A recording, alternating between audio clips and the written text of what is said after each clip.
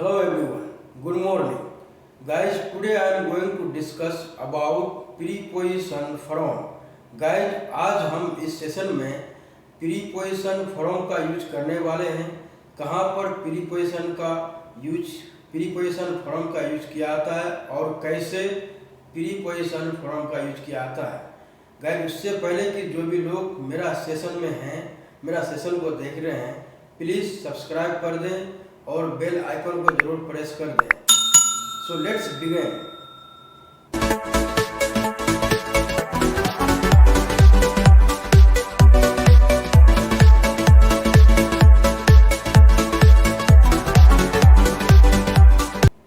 Friends, preposition क्या है? Preposition basically noun और प्रोनाउन को जोड़ता है सेंटेंस के साथ। What is preposition? Preposition is a word or group of the word that is placed before a noun or pronoun to express its relation with other part of the sentence. The noun or the pronoun with the preposition is called its object. Preposition का use, preposition from का use from some place में use किया था। यानी जब भी हम कभी कोई प्लेस से जाएंगे या कोई जगह छोड़ते हैं, उस जगह को छोड़ते हैं, यानी वो जगह को छोड़ते हैं, उस प्लेस को छोड़ते हैं, वहाँ प्रीपोजिशन से का यूज किया जाता है। फॉर एग्जाम्पल, वह दिल्ली से आएगा, he will come from Delhi. मैं लुधियाना से आ रहा हूँ, I am coming from Ludhiana. वह बेंगलोर से आएगा, he will come from Bangalore. वह बाजार से आए, they came from the market. यहाँ मार्केट के साथ द का यूज किया गया है। मार्केट एक नाउन है और द एक आर्टिकल है, यानी डेफिनेट आर्टिकल। यानी डेफिनेट आर्टिकल द का यूज वहाँ किया जाता है, यानी कोई भी चीज, कोई भी जगह या को हम मतलब दूसरी बार, यानी हम पहले से जानते हैं, इसलिए डेफिनेट आर्टिकल द का यूज किया गया है। यानी वह मार्केट से आए, they came from the market. यानी द एक आर्टिकल है, डेफिनेट आर्टिकल, और मार्केट एक नाउन है। अनदर एग्जाम्पल इज, पानी को बोतल से मत गिराओ, don't spill water from the bottle. यानी बोतल एक जगह है जहाँ पानी रखा गया है, वहाँ भी से का बोध किया गया है, यानी पानी को बोतल से मत गिराओ, यानी don't spill the water from the bottle. यानी वह एक जगह है, उस जगह से मत गिराओ, यानी वहाँ सेंस क्या है? से का, इसलिए फ्रॉम का यूज किया गया है। कभी कभी हम लोग ऐसे बोलते हैं कि वेयर आर यू फ्रॉम, मतलब आप कहाँ से हैं। तो हम लोग बेसिकली बोलते हैं, ये जनरल क्वेश्चन है कि I am from Bihar, we are from Bihar, we are from Gujarat.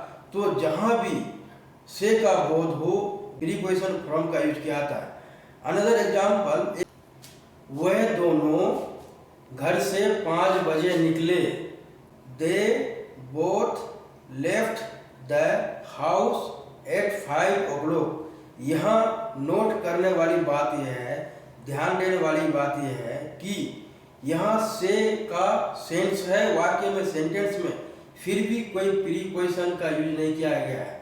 यानी कुछ एक्सेप्शनल केस है, कुछ वर्ब ऐसा होता है जिनके साथ प्रीपोजिशन का यूज नहीं किया गया है। लेकिन यहाँ लिव का सेकंड फॉर्म लेफ्ट है, यानी यहाँ प्रीपोजिशन यानी लिव के साथ प्रीपोजिशन फॉर का यूज किया गया है। फॉर एग्जाम्पल, मैं ऑफिस से निकला, आई लेफ्ट द ऑफिस। यानी आई लेफ्ट द ऑफिस, मैं ऑफिस से निकला। उसके बावजूद भी मैं प्रीपोजिशन फ्रॉम का यूज नहीं किया, लेकिन सेंस क्या है? से का, यानी मैं ऑफिस से निकला। तो क्या होता है कि जब भी कभी हम किसी से निकले, यानी किसी प्लेस से, वहाँ प्रीपोजिशन फ्रॉम का यूज नहीं किया था। लेकिन अगर कहा जाए कि हम ऑफिस के लिए निकला, हम ऑफिस के लिए निकला, यानी मैं वह जगह है जहाँ मैं जाना चाहता हूँ, मैं घर के लिए निकला, I left for the home for the house. It's mean यहाँ प्रीपोजिशन फॉर का यूज किया गया है। मैं पहले बता चुका हूँ कुछ ऐसा वर्ब है जिसके साथ प्रीपोजिशन का यूज नहीं किया था, लेकिन लिव एक ऐसा वर्ब है जिसके साथ प्रीपोजिशन फॉर का यूज किया गया है। यह एक अपवाद है, यह एक एक्सेप्शनल केस है, इसके साथ प्रीपोजिशन फॉर्म का यूज नहीं किया गया है। यानी अगर किसी जगह हो, कोई जगह से निकला तो मैं उस जगह से निकला, यानी वहाँ से का बोध है लेकिन मैं प्रीपोजिशन का यूज नहीं किया गया, नहीं किया जाता है। लेकिन किसी जगह के लिए निकला, वहाँ आपको प्रीपोजिशन फॉर का यूज जाएगा।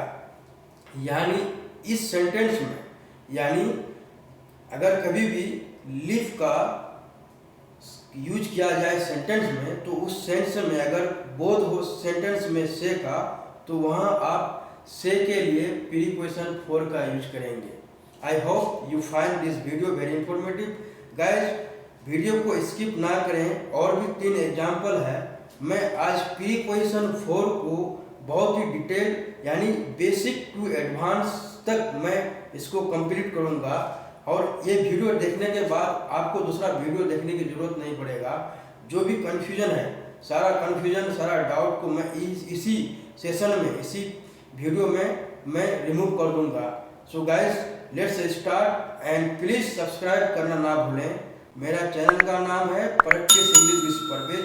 जो भी लोग मेरा चैनल को सब्सक्राइब किए हैं, आप लोगों का बहुत बहुत धन्यवाद, और जो नहीं किए हैं प्लीज़ सब्सक्राइब जरूर कर दें, ताकि जब भी मैं इस सेशन में कोई ग्रामर रूल लेके आऊँ, ग्रामर टॉपिक लेके आऊँ, तो इसका जो है नोटिफिकेशन आप सबों तक पहुँच जाए। मैं इस चैनल में ग्रामर रूल और कुछ बेसिक टू एडवांस जो है कॉन्सेप्ट का अध्ययन करता हूँ। यानी इसका दूसरा एग्जाम्पल ये है, फ्रॉम, यानी वाक्य में इसका सेंस होगा से, पॉइंट ऑफ टाइम यानी समय के साथ, यानी फ्यूचर का टाइम हो, यानी future of time. For example, वह कल से काम करेगा, he will work from tomorrow. मैं कल से पढ़ाई करूँगा, I will study from tomorrow. यहाँ टुमारो एक समय है, टाइम है, इसलिए प्रीपोजिशन फ्रॉम का यूज किया गया है। समीर 8 बजे से पढ़ाई करेगा, Sameer will study from 8 o'clock। इम्तिहान यानी एग्जाम अगले सप्ताह से शुरू होगा, exam will start from the next week.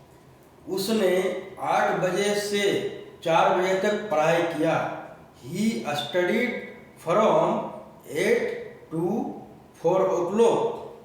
मैं 8 बजे से लेकर 4 बजे तक काम किया, I work from 8 to 4 o'clock। यहाँ फोकस करने वाली बात यह है कि उसने 8 बजे से लेकर 4 बजे तक पढ़ाई किया। यहाँ पास्ट की बात किया गया, जबकि पॉइंट ऑफ टाइम किसी समय के साथ यानी फ्यूचर के टाइम को दर्शाता है। लेकिन जब भी किसी सेंटेंस में रेंज की बात हो, तो वहाँ फ्रॉम के साथ टू का यूज किया जाता है। यानी फ्रॉम भी एक प्रीपोजिशन है और टू भी एक प्रीपोजिशन है। यानी इतने बजे से इतने बजे तक यहाँ, या इतने बजे से इतने बजे तक यहाँ रेंज की बात हो रहा है, इसलिए प्रीपोजिशन फ्रॉम के साथ टू का यूज किया गया है। यह एक एक्सेप्शनल केस है। जब भी कभी रेंज की बात हो यानी समय के साथ, फॉर एग्जाम्पल कल से परसों तक, यानी 1995 से 2023 तक, या परसों से कल तक, ये क्या है? एक समय है, एक समय की रेंज की बात हो रहा है। मैं पहले ही बता चुका हूँ, जहाँ यानी पॉइंट ऑफ टाइम किसी समय के साथ, यानी ये कल हो गया, टुमारो हो गया, या 8 बजे से, ये भी जो भी है ये एक टाइम है, एक टाइम को दर्शाता है, इसलिए प्रीपोजिशन फॉर का यूज किया गया है। और जहाँ रेंज यानी समय के साथ इसका रेंज हो, तो वहाँ प्रीपोजिशन फ्रॉम के साथ टू का यूज किया जाए। अब चलते हैं इसका थर्ड यानी तीसरा एग्जाम्पल, यानी from any source. From any source यानी किसी स्रोत से। फॉर एग्जाम्पल मैंने इसे राम से सुना, I heard it from Ram. मैंने ये गूगल से लिखा, I wrote it from the Google. मैंने ये कहानी किताब से लिखा, I wrote this story from the book. मैंने ये कहानी न्यूज़पेपर से लिया, I took this story from the newspaper. मेरा भाई ने इसे किताब से लिखा, my brother wrote it from the book. मैंने यह दुकान से खरीदा, I have bought it from the shop. यहाँ क्या है, गूगल है, न्यूज़पेपर है और दुकान है, ये एक सोर्स है और राम है एक सोर्स है। इसलिए कोई चीज किसी से लिया, किसी से सुना, किसी से लिखा, वहाँ प्रीपोजिशन फ्रॉम का यूज किया जाता है। आप चाहे तो सोर्स या स्रोत के साथ थ्रू का भी यूज कर सकते हैं। एक एग्जाम्पल ये है, दिस इज द शॉप, ये वही दुकान है।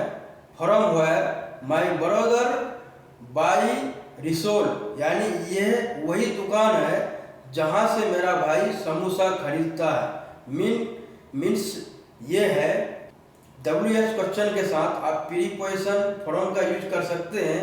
इसके लिए कोई इट्स मीन फ्रॉम वेयर, यानी जहां भी WH क्वेश्चन हो उसके साथ प्रीपोजिशन फ्रॉम का यूज कर सकते हैं। आप चाहे तो थ्रू वेयर का भी यूज कर सकते हैं, लेकिन ये इतना अच्छा नहीं है और अगर करेंगे तो कोई मुश्किल नहीं है। लेकिन जब भी कभी WH क्वेश्चन के साथ अगर से का हो, जहाँ से, कहाँ से, तो वहाँ आप फ्रॉम वेयर का यूज कर सकते हैं।